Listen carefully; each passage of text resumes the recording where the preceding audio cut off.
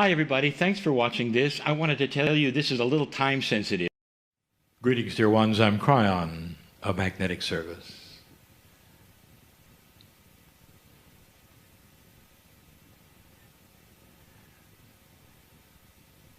We've spoken to you so many times about the beauty of who you are. And we've said to those who sit in front of me in person, to those listening later, that inside of you, at a level that is multidimensional, which you cannot even fathom, is the actual creator of all things. The biology you carry, that you call yourself, is temporary. This day, my partner brought you a concept on purpose that would help you to understand more about the reality of the fact that reincarnation is the way of it. The word is not necessarily the word we would use. We would say life expression. When your soul would come back and inhabit that which is another human being's body that you continue with as your soul. And so there is something here to look at. It's beautiful. What did you think when you saw the proof that was given today that the potential of coming again is real? So now it's time to start connecting the dots, because there is a responsibility that starts to come with the elegance of your maturing soul.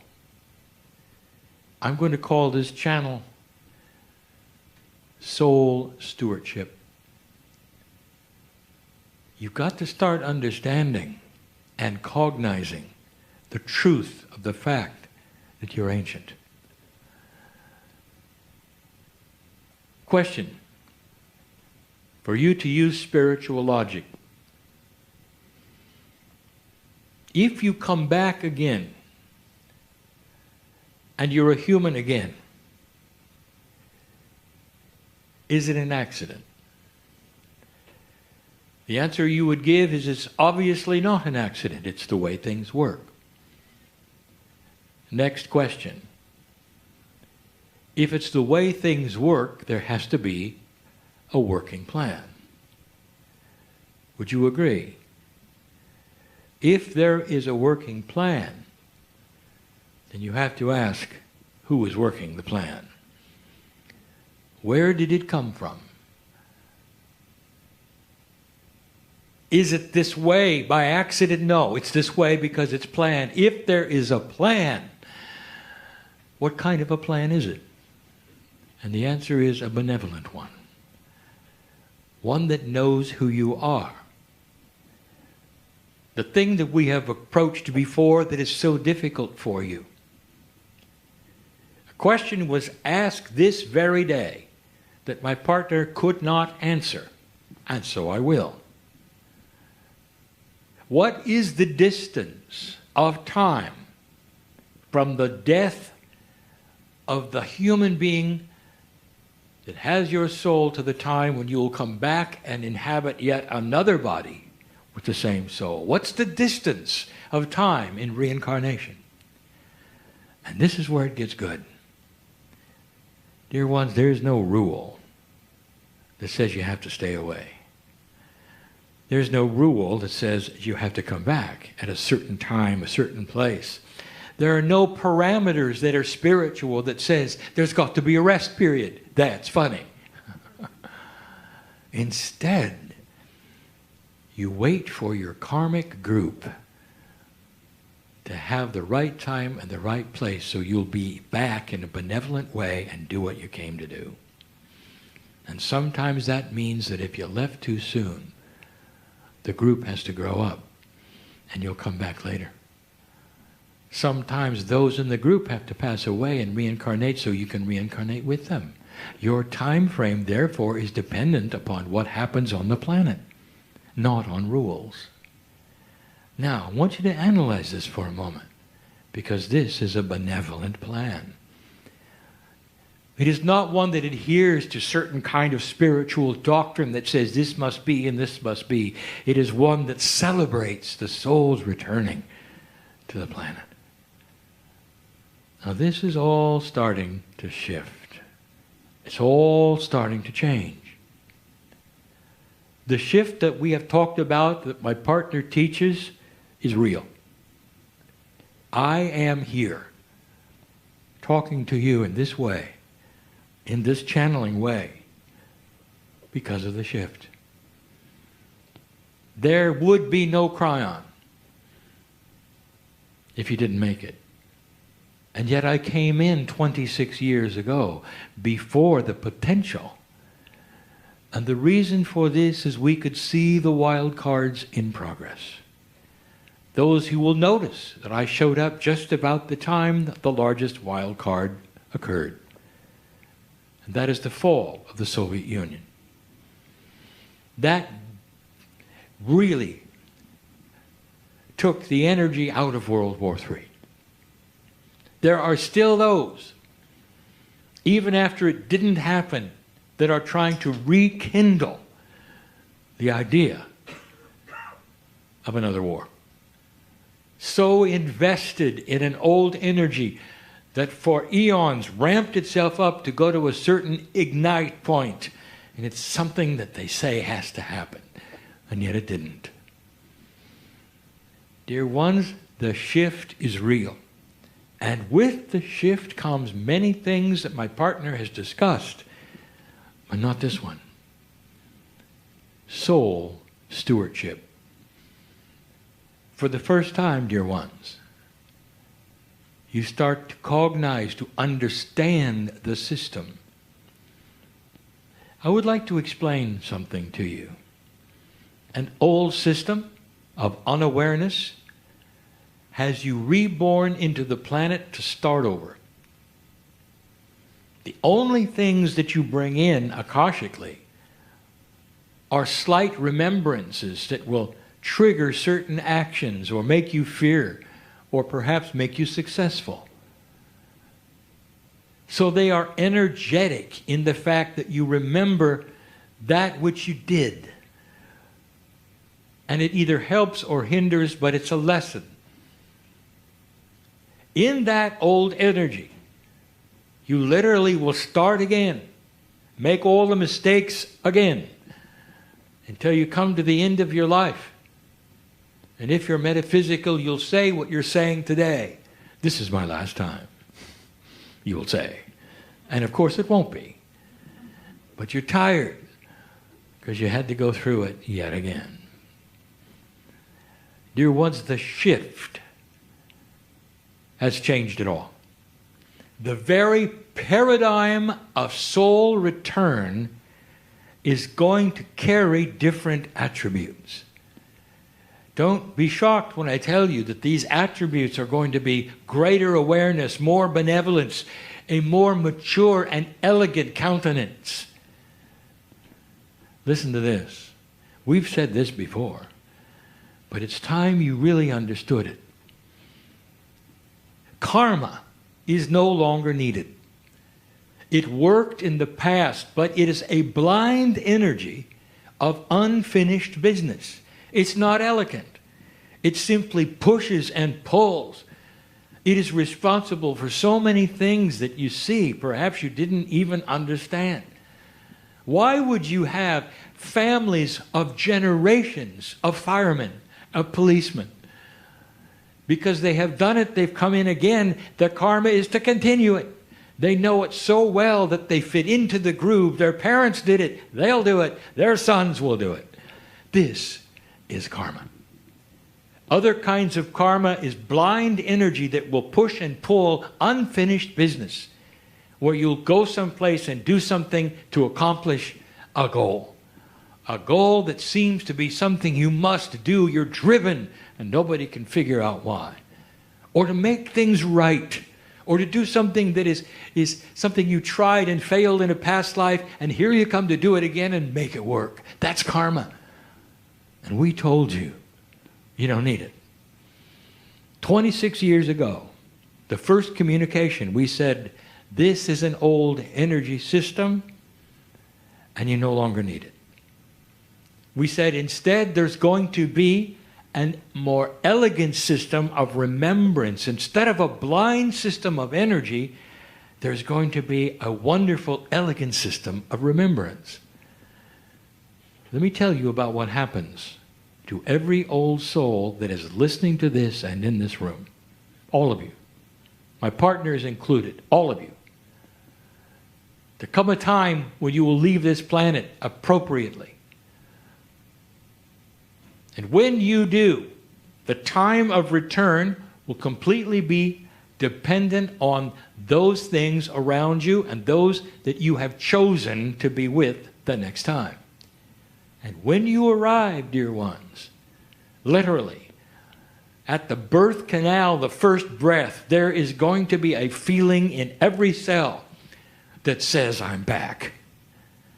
And when you are old enough to cognize yourself, to see who you are and start realizing what is at hand, you're going to start remembering things from the past.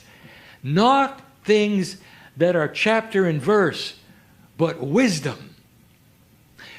Dear ones, when you grow up, if you burn your hand as a child, you will never go to that stove again. All through your life, to your dying day, you learned a lesson. And it goes right into the neural pathways and etches a pattern that says, danger, I'm not going to do this. In an older system, before the shift, when you were reborn, you had to do it again. And you put your hand on the stove again. Now you don't. You come in with the knowledge of what works and what does not work. Let me be clear. I'll say it again. The mistakes you made this time around, you will not make the next time.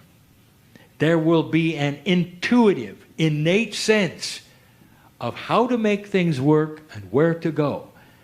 Because in this new energy, you awaken to a soul inside your body which is far more alert, knows it's back, and even though you cannot verbalize that, you have the sense of what is correct and not correct. And it's everywhere. It is in all parts of your life. It is in relationships. It is in business. And you'll feel an appropriateness or a non-appropriateness. You will be joined by other old souls slowly who feel the same thing. There'll come time when a population starts to grow in this manner because of the shift. They may not be spiritual, it doesn't matter. Because they are starting to awaken and remember what works and what doesn't. And that is why I will tell you again, that after this shift, the generations to come will not create war. Because they know what doesn't work. Up to this point, every time you came in, you started over. History repeated itself because the generations didn't learn anything. Not really. You're never old enough. You died too soon. If you had lasted 200 years, you'd have known better. You would have seen it. You would have remembered it. But you don't. And therefore, one generation comes in without the knowledge of the wisdom of the last and repeats that which you did before. That is all stopping now. Old souls who return are going to start feeling a responsibility for stewarding their soul. Now here's where it gets good.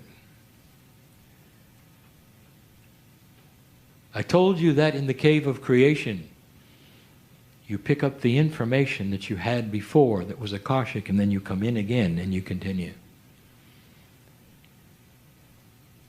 What I didn't tell you was this, that all the things you do on this planet have a cumulative effect on the planet. Every lifetime you'll have from now on, because of this new responsibility, will go back into the cave of creation when you leave and be picked up when you come back, and all of it affects the crystalline grid. If you are wise enough to start stewarding that which is your higher self, your soul, you'll start understanding that what you do stays, goes into the planet, becomes part of all things. An individual who stewards their soul now and later, this will be the intuitive part of the new human. The new human will recognize there is a plan of return. Will recognize that a return means you pick it up and you go from there. Compassion has always been the key.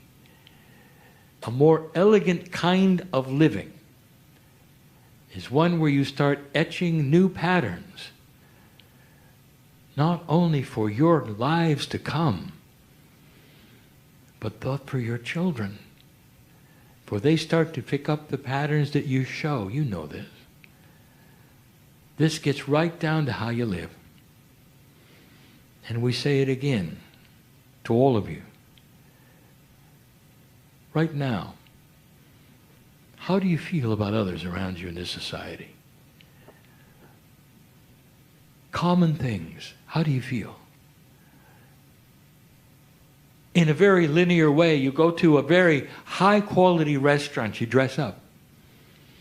You know that it's going to probably be costly, but you're ready for it because you're there. And in comes a server. I want to ask you, who are they to you? When you look at them, first glance, old soul, oh elevated one, who are they? There'll be some who will say, well, the scenario today is I am important and they are serving me. And so I will treat them accordingly.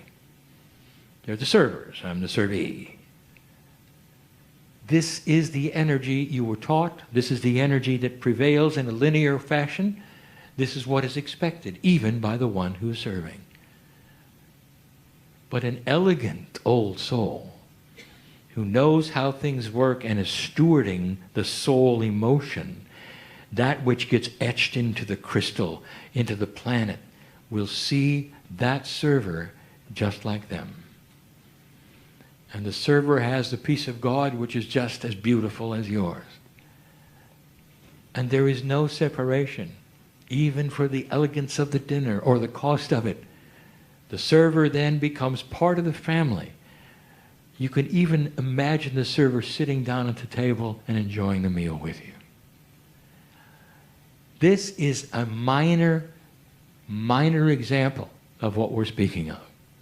How you see others, forgetting the scenario completely of status, of gender, of age, where you can look at every single human and see that they're stewarding their soul too. And together you see the commonality of the love of God in each. I'll tell you something you'll think will be funny, but if you do this, your meal will taste better. This is the way of it. It is a new paradigm for humanity that is going to start to occur naturally, especially to the old souls who return and remember what doesn't work and what does. And the key has always been, can you see God in others, no matter what they're doing with you? It goes in reverse. How many times have you had somebody in authority over you who was an absolute fool? And you can say, that's normal. What if it is normal? Can you see the God in them? Can you bless them in their foolishness? Can you smile anyway? Can you see a bigger picture of what all are learning and yet do your job in a way that honors them, even in their foolishness? Without spite, without anger. I'm talking to somebody who needs to hear this. In relationships that don't work, and sometimes you feel are endless and you're stuck there. I will tell you, what changes that is when you start to see the God in the other one, if you can. And you start relaxing and you act differently, they will too. Because there is a benevolence in the system that asks for and will create harmony if you take the first step. This is new. In a lighter earth, one that has more potential, more energetic light than any other time, you're going to see more benevolence. You're going to see systems that work better if you will allow it and steward your soul. Because what you do from now on sticks in a way that never has before. The alliance you have with Gaia is closer than ever before. Believe me, you're going to pick up what you reap the next time around and the next time. And you'll know it. And that is why, dear one, the entire persona of human nature, the attributes that you think are human nature, are going to begin to shift. It's going to happen worldwide. It doesn't matter if you're spiritual or not. Wisdom is wisdom. Light and dark are the same for all. And when you arrive in a brighter, lighter earth and take on more wisdom, even if you're not spiritual, some things will start occurring to you that are very mature. Some are already seeing it in the children in a very minor way. They are different because they sense a feeling of knowing what works and doesn't. We have talked about this before. So stand by, because you will someday be one of those children who will then fight the society in your wisdom and your ways. But you won't be alone. Because more and more old souls will have this, the feeling that there is more, that you're responsible for something grander than yourself. The whole planet. And you will start stewarding your soul. This is the message of the day. It's a beautiful one. You see, there is a system. And the system is one that loves you. The human that you are is blind on purpose to the things around you which are grander than you. That is also part of the system. So that you will have real free choice. Not a choice that is battered by karma, but a choice to move in the direction that you feel is correct, based upon the wisdom you have as you walk on the planet. And that, my friends, is going to make a big difference. Some of you are already starting to feel these shifts and these changes. As I leave, I say, I want you to know that you are eternal. The death has no sting. You're always going to be back. You wouldn't miss the party. But this time, the party will be grander. Because you'll remember what to do and what not to do. And so it is.